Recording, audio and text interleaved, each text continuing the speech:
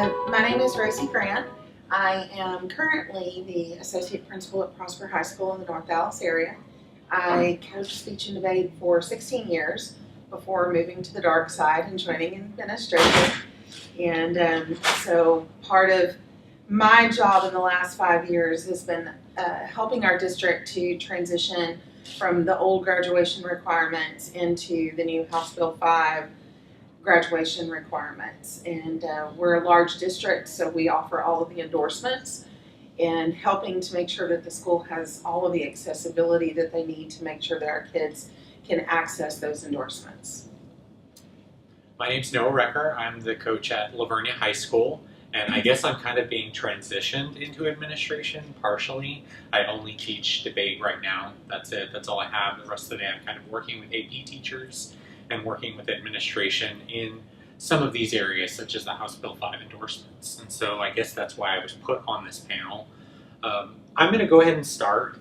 So I handed out a sheet because my big thing is, yes, I only teach speech and debate. It took me a long time to get there because let's face it, for the most part, administrators, no offense, Racy, because you do understand, but for the most part, administrators do not understand our world. They do not get it whatsoever. And so you have to approach not only House Bill 5 with the graduation endorsements, but how to get some of these things implemented using their mindset, which is what I kind of put on paper for you. The first thing that I've been fighting counselors on is a lot of them don't understand that speech and debate courses are an endorsement. They just don't know where to find them. So on the bottom of that sheet, a lot of you may know already that the communications endorsement is found under the business segment. And so that's why they get lost in it. They can't find it sometimes they don't understand that it's there. And all the communications endorsement is, it plays right into what a lot of us teach already. And that's a coherent sequence of 4 communication courses. So that's debate 1, 2, or 3, oral interp 1, 2, or 3, public speaking 1, 2, or 3, and then typically an independent study in speech, which it also at our school can be co-labeled as a debate 4, but that one would be more of a local credit. The independent study in speech is an actual, that's the one that's mandated under House Bill 5. So be careful about how they might code that at the school level, because you want to make sure that the kids have the availability of that endorsement. So I know Racy comes from a 5A school, correct? I'm at a 4A school, and so it was a really tough sell to get them to go down this road. So I had to learn to speak their language in terms of why do we care about putting this endorsement or really focusing on this endorsement at the secondary level. And so on the top part of that, I've got tips to engage administrators. The first tip actually comes from the back. And the whole back side of that, a lot of you know this already, is that if a student takes debate 3, public speaking 3, or oral interp 3, that counts as an English 4 credit. So that could be both a positive and a negative for a student, because I've had students that said, no, I absolutely need to dual credit English 4. I absolutely need the AP English 4 because they want those advanced credits. But it can also be something positive for getting kids to go down the path of your endorsement because they don't necessarily want to take English 4 as a senior. They're already getting a lot of the writing components in these debate classes, which is why it's a good substitute for them. And here's how to sell it to your administrator. At least at my campus, we are always struggling with, we have this amount of teachers and I need this amount of sections. If they know that my debate courses are not going to go away because kids are signing up for it, then they might be more apt to offer this particular endorsement if they know, well, oh, if I can get rid of a section of English 4 for my senior teacher, then I can put them somewhere else where they might be needed. So, like for instance, one of my English 4 teachers, as a result of some of my kids claiming this as a credit, now has an ELA lab, and she's working with the struggling kids to pass that EOC English 2 and English 1 test. So it's all about money and the availability of teachers in this instant. Again, you have to speak their language. And so if they know that there might be a free up in terms of a section, then that could be an opportunity for them. So if I'm going back to the front of that with tips to engage administrators, another thing that I have on there is course availability. Especially, this might not be, like Gracie just said, she offers all the business endorsements, which is amazing. I come from a school where we do not offer all of the business endorsements. We are nowhere close to offering the business endorsement, all of the business endorsements, or any of the endorsement, or any of the coherent endorsements. They're not all business. So another way that you can engage administrators to go for this particular graduation endorsement is that if you have limited access to some of these pathways, if again you already have the debate courses built into your program, then you can argue or politely say to the administrators, say, hey, you know, I already teach these courses. These courses are not going anywhere because we have kids signing up. We can maybe alleviate some of the need to push every single endorsement on the pathways because we're already offering this one. And maybe we just push kids into some of the things that we already offer. I mean, this, for most of us, there are schools that do not offer debate classes, and I understand that, but we're talking graduation endorsements. For some of us, we have the debate classes. We've had the debate classes even before House Bill 5, and so this would be a simple fix. Again, speaking an administrator's language, and hey, you can alleviate some of the need for course availability. That feeds in also to cost analysis. One of the things that I went to my counselors and my administration because I heard them, you know, I sit in these meetings, they're like, it is really expensive to implement some of these endorsements. I mean, if you look at them and educate yourself, I mean, digital animation, I think is one of them, that's not cheap. Yes, they get money, like Perkins money and whatnot to cover some of those CTE courses, but in the long run, it does become a financial burden, especially for smaller schools. So once again, if you're able to push the fact that we already have an endorsement pathway that was built into our curriculum before House Bill 5, that might be another way to engage administrators. And by the way, feel free to interrupt me anytime you need to.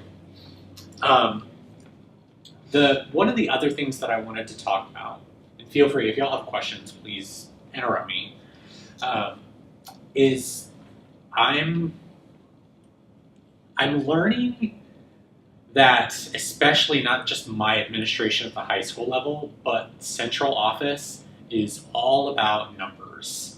And it's all about, I want it to be data driven. Every single day, I sit in cabinet meetings and it's like, well, where's the data to prove that? What's the data? What are the numbers? And so I have found myself, and I go back and I look at a lot of numbers to try and justify not only why my program should exist, but why we should push through this particular communications endorsement at the high school level. Let's face it, the legislature did not do us any favors by eliminating the speech credit. So this is a way to advocate for our jobs and to make sure that we have job security in the long run. And so one thing that I'm starting to look at and punch numbers together, and I will share out as I collect more and more of it, I put a little taste of it there.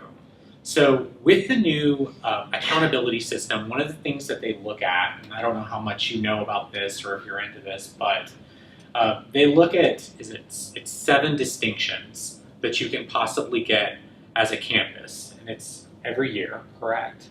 7 distinctions.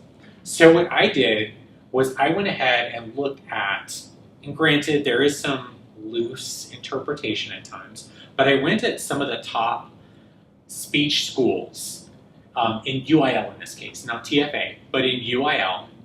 And I said, okay, here are schools that are offering debate classes, and they've been very successful at the UIL state level. Now, I'm curious, how many distinctions did they receive as a result of those things? Just curious. They had large programs and whatnot. So I put on there, again, I took the top 5, so that's what that kind of bar graph is, meaning there were 35 distinctions possible. And it shows just, I went with 2A, 3A, 4A, and 5A.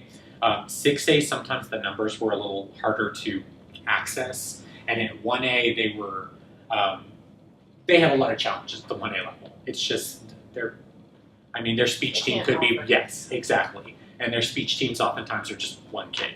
So, so I focus on those levels. And what you'll see on there is those schools in particular received a large number of distinctions. What I don't have on this sheet is looking at schools that do not offer these pathways receive significantly less distinctions. Like in a lot of instances, it was either one or none.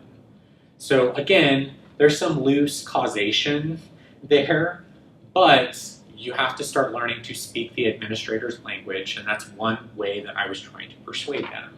Yes, sir. Are you talking about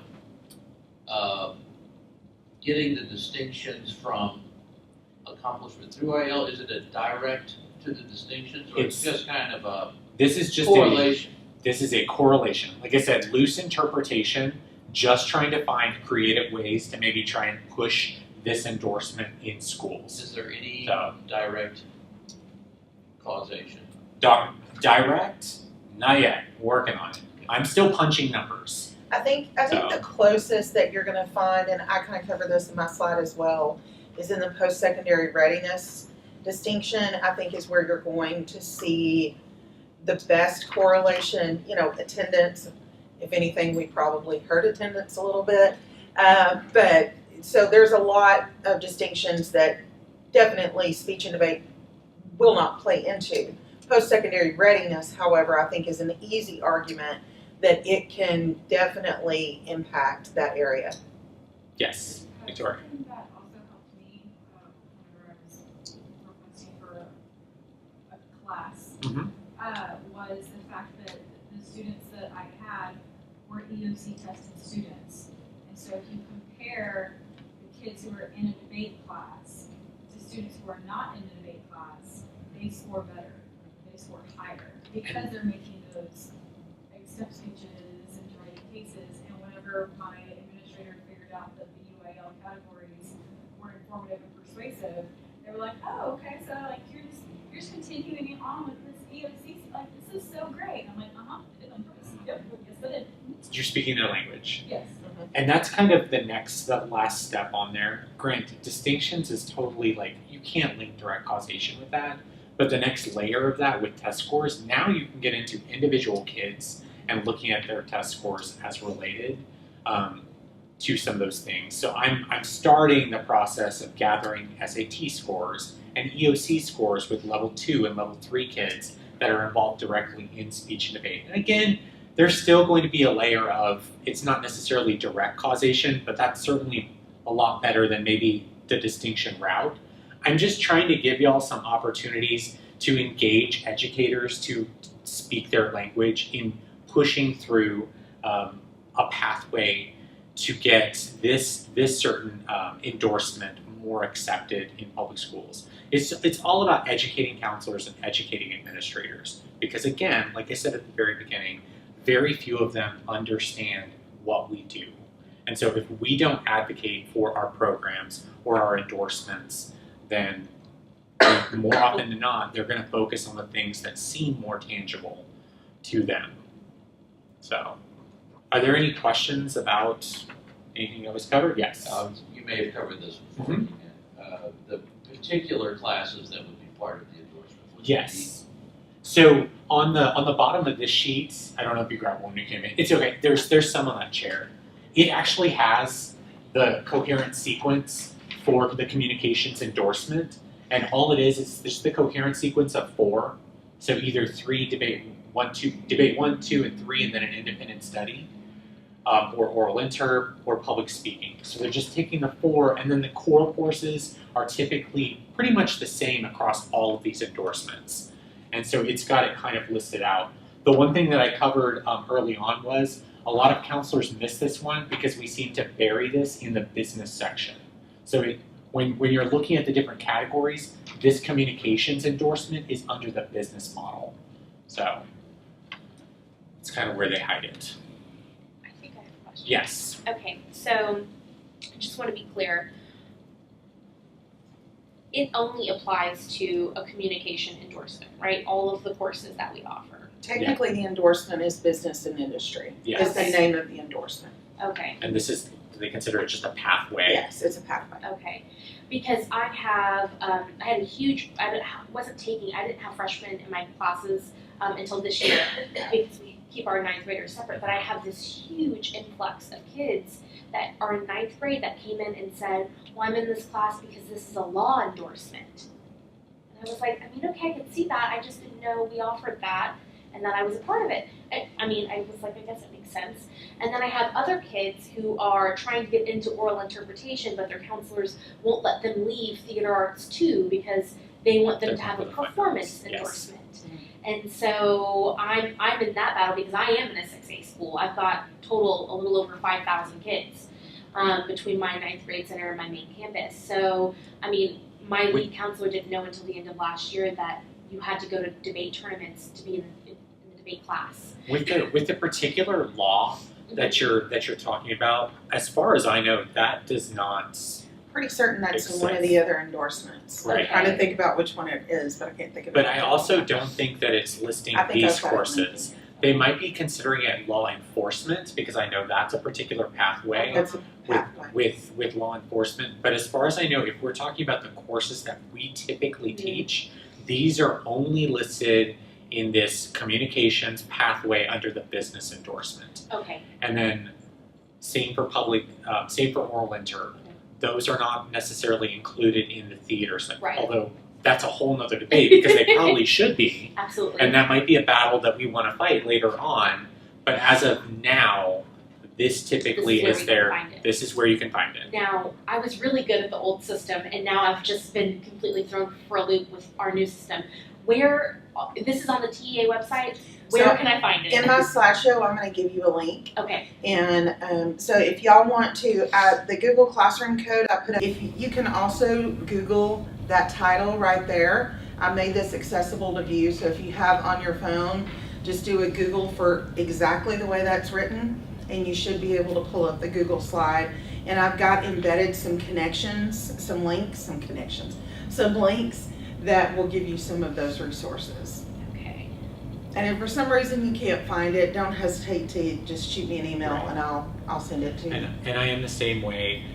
This was pulled, we actually put all of the, and I'm sure this was pulled from a TA website somewhere, but we put these in the bottom of our course catalog, and so it's listed out specifically, just like this, all of the pathways. So if you need somebody to send it, what have you. I'm going to go ahead and turn it over. I think, that's kind of my perspective in trying to engage administrators. Y'all are very lucky because you have an administrator here, and so she's going to kind of offer the perspective of an administrator. So I'm going to go ahead and turn it over to Racy. First of all, I would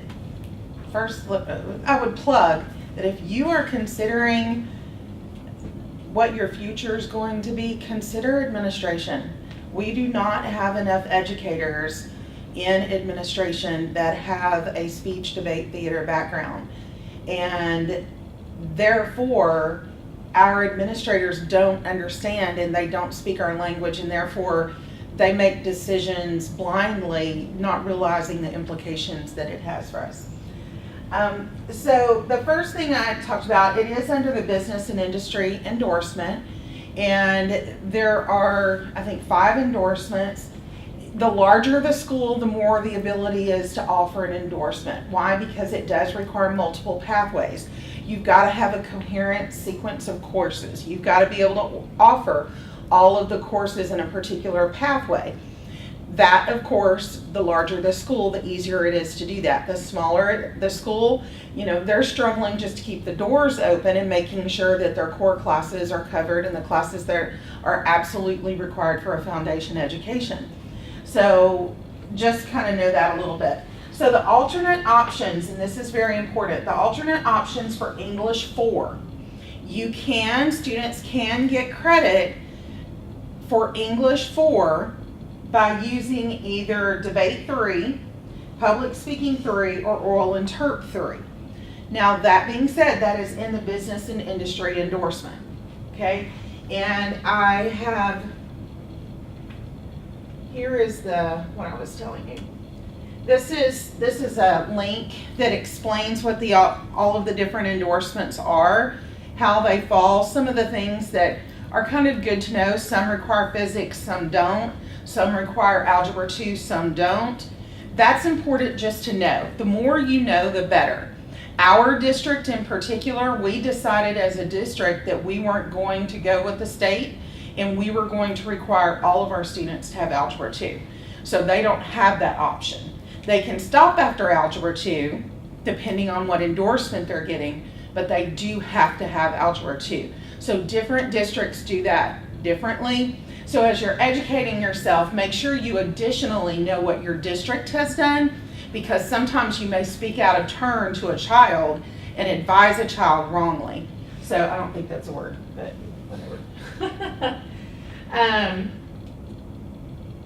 All right, let me go back here. Okay, so additionally, understand your school report card. So accountability has changed. The number one thing you need to know is what administrators are being assessed on, right? Just like you guys now have T-tests, we have T-PES. And part of that is looking at our accountability system. What are we doing to meet our accountability system? The new accountability system is going to put a big flag on our campus, on our outside of our building with a grade on it. Now that's impactful, because who wants to go to a C, a D, or an F campus?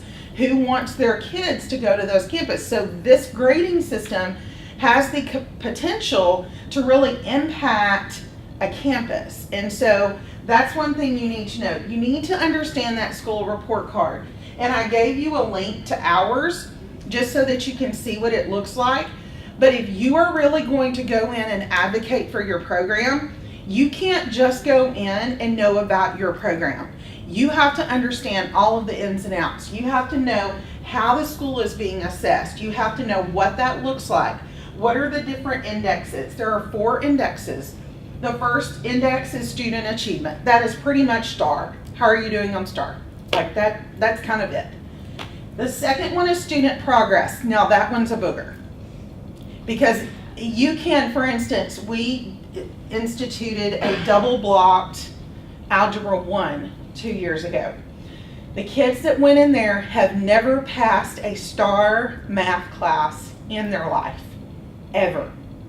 At the end of that year, they all passed STAR, regular STAR. They, however, did not meet progress, according to the state standards.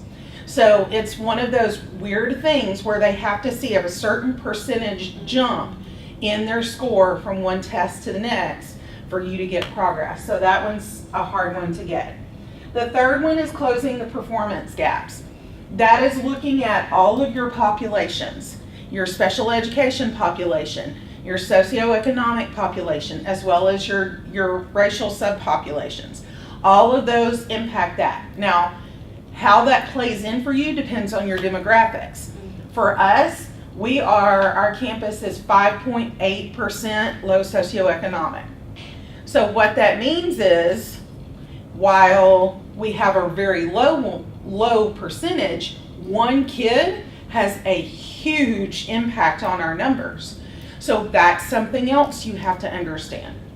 And then finally is post-secondary readiness. So post-secondary readiness, you would think that the larger the school, the easier that you would be able to manage this, because what you look at, you're looking at all sorts of categories. The problem is at the very last sentence on what the state gave us, it says, and other indicators decided by the commissioner. So what that means is from year to year, we don't know what he's going to decide is going to be the conditions at which we're going to determine what that index is. And those indexes help to determine our score. And I just kind of gave you that there. Understanding the report card further, there's the accountability rating, the school and student information, school financial information, dropout rates, the DLA graduates, in other words, your distinguished graduates, and then your SAT and ACT results. Now this bottom right here is where you hit your administration, okay? Speech and debate kids don't drop out of school. Number one. That's just very, very rare. Secondly, they tend to be more likely to be DLA graduates. They are more likely going to hit those high levels of performance.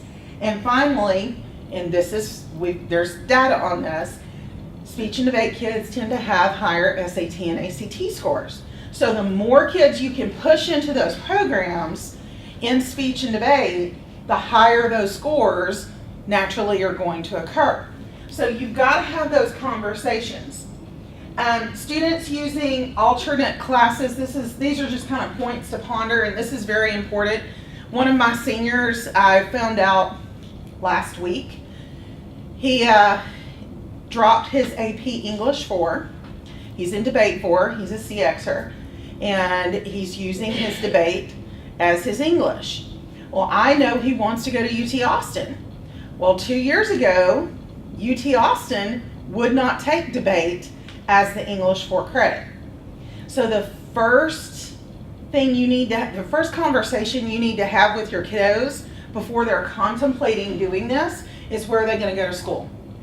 And then you need to call, or they need to call that admissions office and make sure that they will take them without official English 4.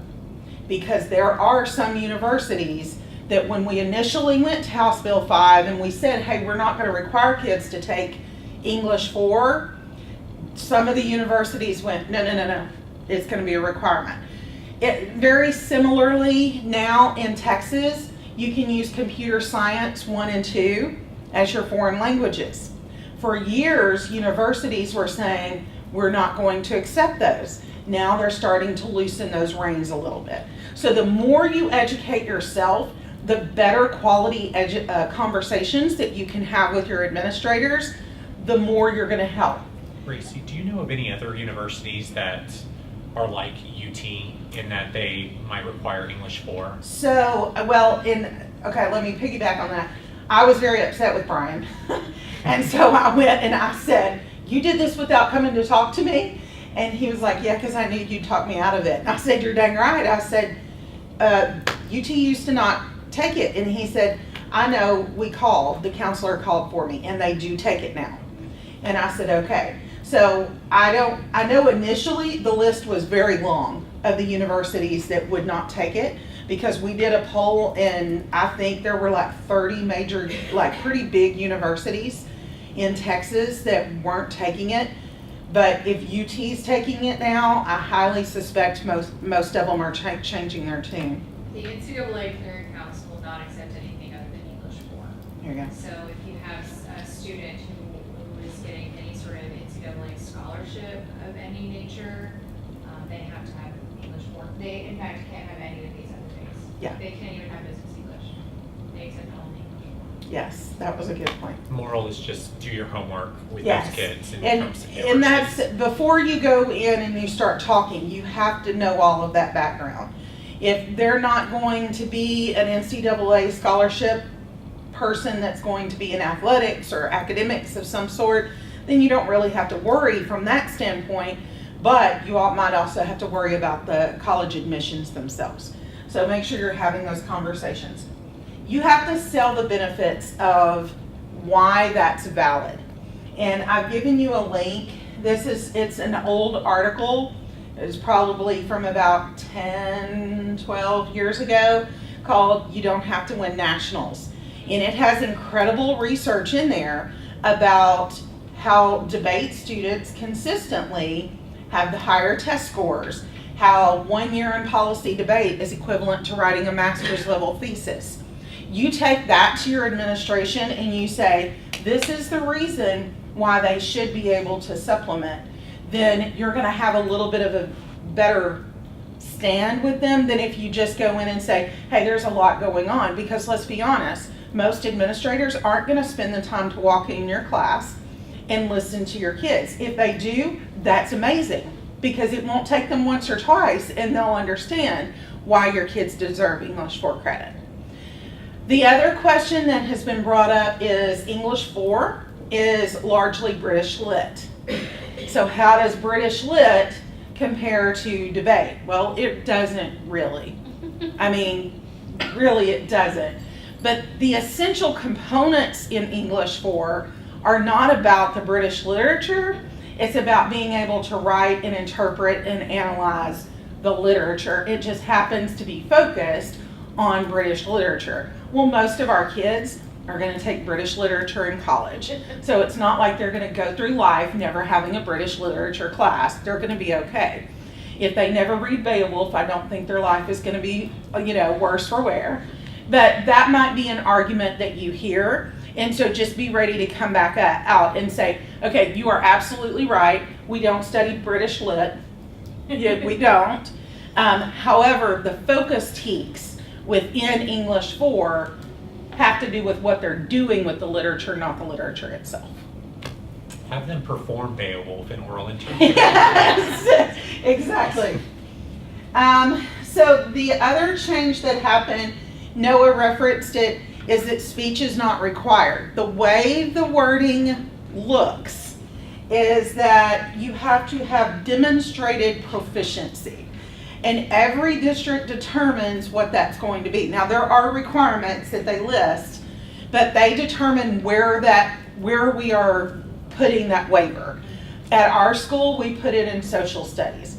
But that's another way that you can go in and say to your administration and say, hey, I think it's great that we've made a commitment that we're going to demonstrate proficiency in speech communication education through whatever field. I'd like to be able to work with them to make sure that they have a proper structure so that when these kids go to college, they're being able to function in that college setting for their college speech class. Very few administrators are going to go, no, we don't want you to cross-curricular help. Right? That's what we tell people all the time is work cross-curricularly. That's the same thing with our focus in our district is writing across the curriculum, balanced literacy. And so what we're working on right now is making sure that all of our departments are writing the same way so that they're supporting English, and instead the kids aren't going, well, in this class I write this way, and in this class I write this way, and in this class I write this way, and then they get to the STAR or the ACT or the SAT or whatever, and they don't know how to write because they've written so many different ways. So that's a way that another conversation that you can have that focuses on the graduation requirements. And then make sure, this is one I think should be common sense, but make sure that your administration knows that ProfCom is CTE funding. And there are districts that don't know that. And so if you offer professional communications, then they can push kids in there and get additional funding. There are so many districts that are putting speech, what's the old one? ComApps. They're putting ComApps at the 8th grade and then going, oh, well, they have their speech credit. Okay, well, you just gave them their speech credit with no additional funding. Whereas if you change that and you let us do it, then you're going to get an additional 35 cents a kid per day or whatever it is. I have questions on that. Sure. So on my campus, we have, I think, 8 sections of ComApp. We don't have ProfCom. That's sad. Really? Yeah, and my district still requires the credit. My district does. Yes. But we don't have ProfCom. We have ComApp. So you get to be the savior. Yes. I'm telling you, your administration is going to hail you. You walk in and you say, hey, how would it sound if I could make you 35 cents per kid per day by changing a PEMS code? Yes. Does that sound good? So we just stopped offering ComApp and start offering ProfCom. The teaks are so similar. I think there's Okay. 1 or 2 Because differences. it's heavy technology. Right. It's Okay. heavier technology. Are you doing it, is it a semester course or a full year course? Semester. Okay, so here's what I would do. Tell them to change it at semester. Okay, So they would then go from no funding in the fall right. to CTE funding in the spring. You then have just made your district thousands upon thousands of dollars. So when you need Chromebooks, which I for didn't your know. kids. Yeah, Then especially you go. for your district. I mean, Yeah, and my principal was actually really open. I just met with her last week and she was like, I'm gonna really try to get you guys 10 laptops because I know you need technology. And I was like, I am, yes. So here's the trick though. If you get PIMS coded under CTE, Mhm. you're now in the CTE department. Where's all the funding? Well, CTE. that is my next question, okay? My district has us just, and I'm sure you guys have the same experience all over the place. Like, we're trying to get new textbooks because our textbooks haven't been updated in probably 20 years. That's not an exaggeration. And so at the district level, we're considered fine arts or performing arts because we separate fine arts and performing arts. So they call us performing arts, but then when they look to see where the money for our books comes from, they say it comes from ELA because all of our TEKs are ELA. Okay, well, who's going to pay for the books? And so my question is really linked to that. What does the state say as far as funding when you look at these classes? The state does it. The state looks at funding one way. Okay, if you're in these classes, you get a certain funding. It doesn't matter what department it's in, it's just a certain amount of funding. If you're in CTE classes, you get additional funding. So if your PIMS code falls under the CTE umbrella, then you get additional funding. Now, in a lot of districts, that means that they put you in the CTE department. Now, you tend to be the lone wolf, but CTE is full of lone wolves because that's kind of the inherent nature of CTE. You can't have 30 different teachers that teach law enforcement unless you're a large school. Right. And so it's not like that's unusual, whereas in English, there's all of the English 1 teachers, all of the English 2, and then speech. Yeah. Like, where do I go? Yeah. You know, and so at least this way you're falling into a group that's a little bit more like you in that you're an elective and not a core area, and then you're getting funding. Okay, and then just one more.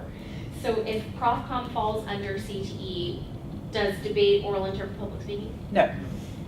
But it's a business endorsement? Because But not career in technology. Because ProfCom, Yes. correct me if I'm wrong, Racy, but ProfCom falls as an option under several of the other pathways, Yes. but not here. Yes. So there is no CTE funding here for this pathway, but there is for ProfCom because it falls under some of those CTE pathways. Yeah, because the curriculum requires the implementation of technology, whereas ComApps and debate, I mean, technically we use technology, but for those of us that have been around a while, you know, that lugged 30 tubs to Las Vegas or wherever, or Massachusetts, you don't have to have technology. Right. It's not required in the TEKs, but it is required in the ProfCom TEKs. I just want to add, I'm primarily a CTE teacher, and all the CTE courses got state adopted books this year. So I just got my ProfCom books in this week, and so you can get new Yes. books, you know, because they're all been state adopted now. Do I just take that to my district administrator, or Go. do I need to start on my campus? You need to always start with your campus. Yes. Always Don't start go with your campus. You just go to your principal and say, hey, I went to this conference and I found out that I can make the just one PIMS code is going to be able to make the district thousands of dollars if we change it at Christmas. And he's gonna be like, or she, what? And not only Say that, again? but you're also giving those kids more of an option for possible endorsements, since it does fall as an option for a lot of those pathways. It does. So you're being a savior in 2 ways. Yes. So you really do need to bring that to them. Yes. And then invite your admin. Our debate coach did this, and many of you may do it. He went into the board meeting again. He emailed the superintendent and said, I'd like 2 minutes at the board meeting to invite the board as special guests for our tournament, to judges at our tournament. And so, of course, Dr. Watkins said yes.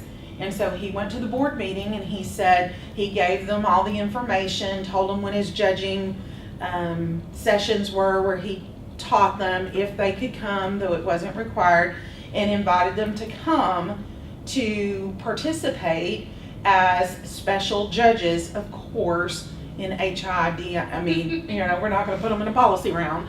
But what it does is that gets those people that makes the financial decisions, it gets them involved in your activity.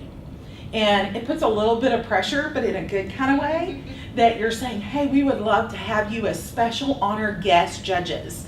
And so that's kind of neat. But the main impact of all of this is you've got to know the endorsements, you've got to know what the report card is, you've got to know that information so that when you're asked about things, you can speak educatedly and you can go in and advocate for your program and how it's going to impact positively the district and how that will impact that grade that's going to go on your school.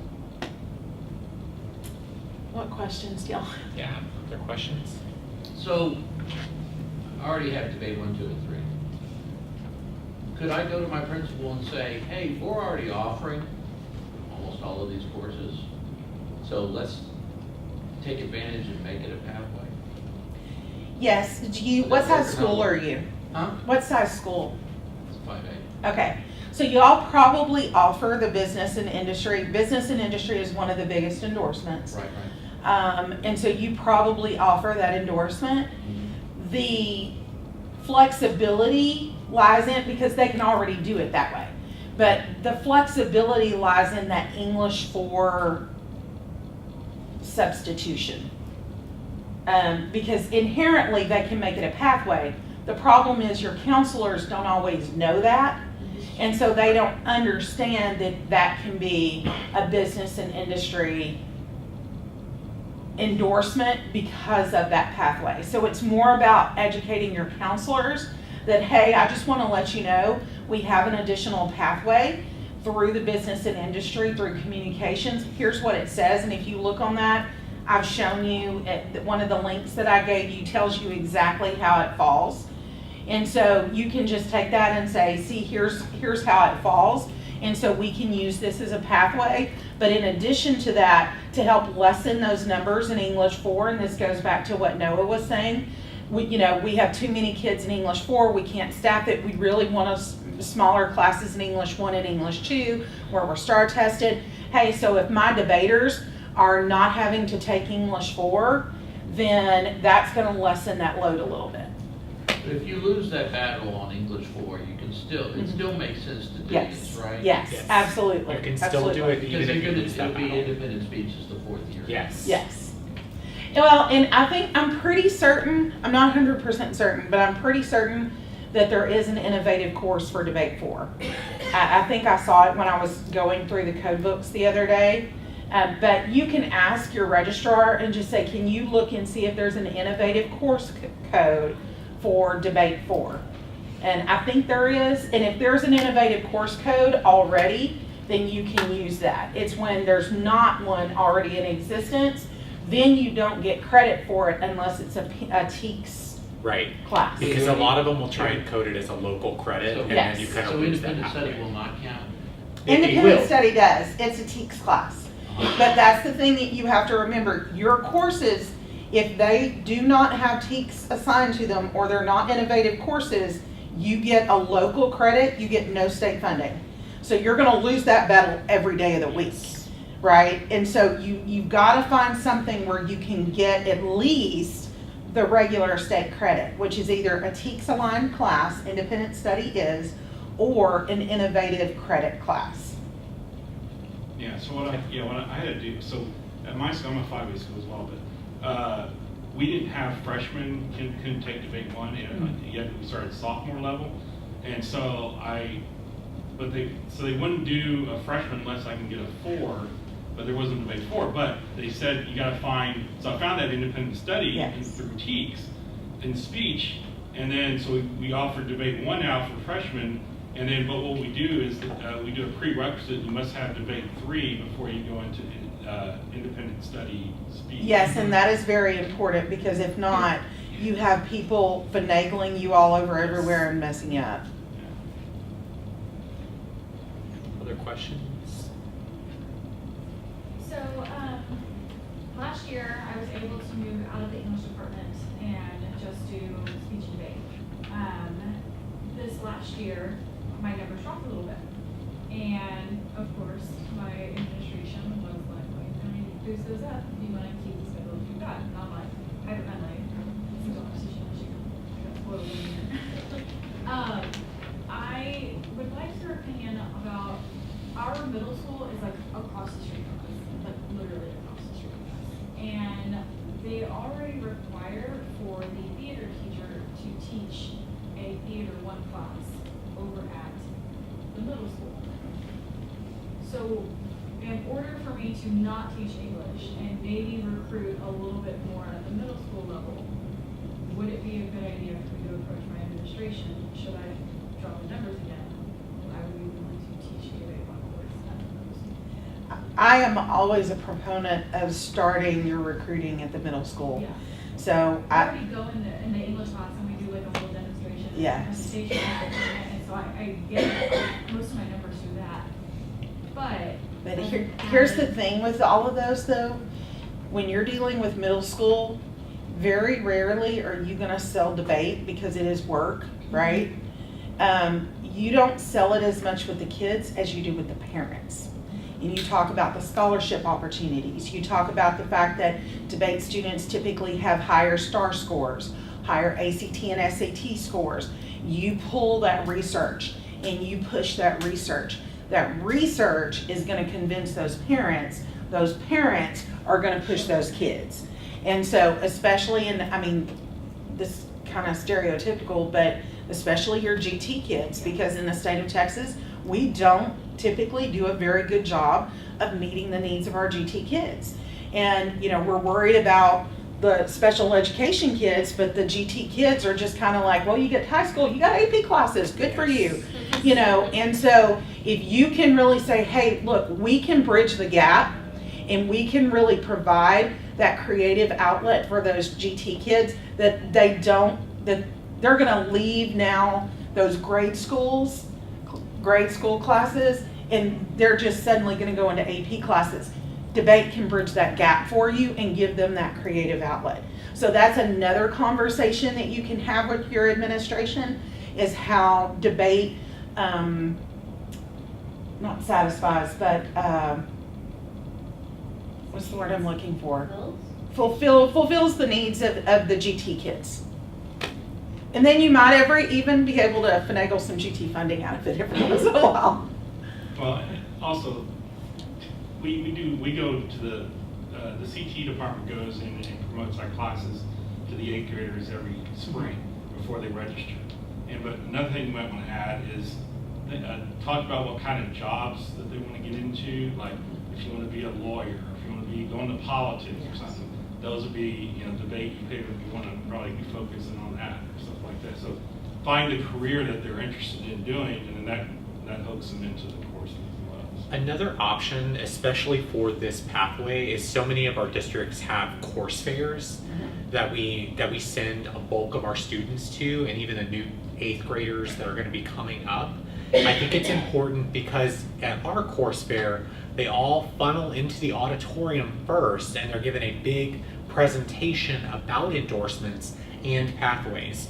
So if you're strategic, again, that's just our district, but if you're strategic about knowing that they are going to have this information presented to them, and then you have, hey, here's an option for you, and it's an option with you doing something that you might enjoy as an extracurricular activity even, and they're tying it to something that they might enjoy, it doesn't become a burden to them. It becomes I can kind of, you know, kill 2 birds with 1 stone in that instance. So if you're able to sell that pathway endorsement early on, that becomes effective for recruiting kids into your classes as well.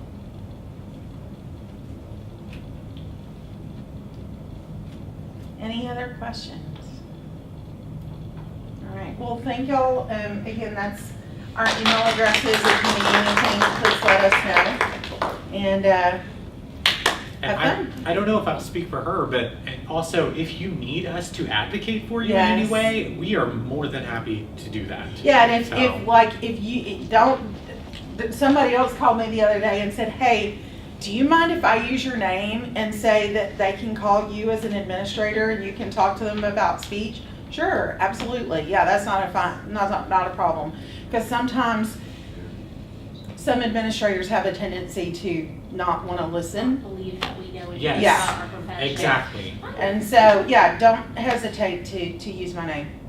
As long as it's I don't have nice. the weight, but you can use my name too. And Sounds Noah- better coming from an administrator. So. Well, but Noah's bridging that gap now, and so, yeah.